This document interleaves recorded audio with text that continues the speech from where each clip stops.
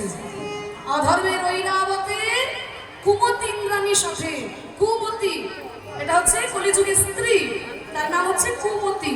মানে যত চিন্তা ভাবনা কুচিন্তা আমাদের যেগুলো থাকে সেগুলো হচ্ছে কলির স্ত্রী, হরিবল। তাই কুমতি ইন্দ্রাণীর সাথে সসৈনিকে সাজিয়ে আসিল।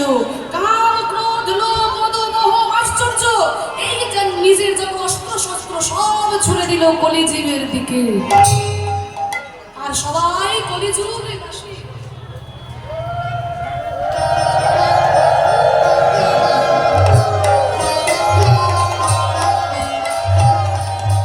ওই কাম মেঘ বরিশনে, কাম মেঘ বরিশনে, কাম মেঘকে পাঠিয়ে দিল, ক্রোধরূপী বজ্রকে পাঠিয়ে দিল। হ্যাঁ, তারপরে কাম ক্রোধ লোভ মোহ আদি শিলাবৃষ্টি এই সবাইকে পাঠিয়ে দিল এই কলিজীবকে আক্রমণ করার জন্য। তখন চৈতন্য মহাপ্রভু করলেন কি, সবাই ভয়ে কাঁপতে কাঁপতে যখন স্মরণ নিল ওই প্রভুর চরণ তলে, দেখিয়া জীবের শ্রী চৈতন্য দয়াময়, দেখিয়া জীবের শ্রী চৈতন্য দয়াময়, উপায় চিন্তিলাম মনে মনে গো,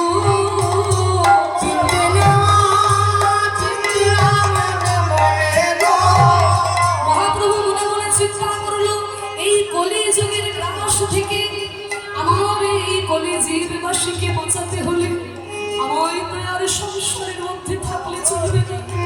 তখন মহাপ্রভু সব কিছু পরিত্যাগ করে আমাদের মতো কলিহত জীবকে উদ্ধার করার জন্য সন্ন্যাস গ্রহণ করে গেলেন।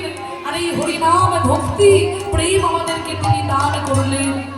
এবার মহাপ্রভু যখন ভক্তি দান করলেন, কলিযুগ এসে মহাপ্রভুর চরণ তলে লুটিয়ে পড়েছে। হে প্রভু, হে প্রভু, তুমি যদি সবাইকে এইভাবে নাম দিয়ে উদ্ধার করে দাও, সবাই যদি এইভাবে পুণ্যের অধিকারী হয়ে যায়, তাহলে আমি রাজত্ব করবো কাকে নিয়ে? কারণ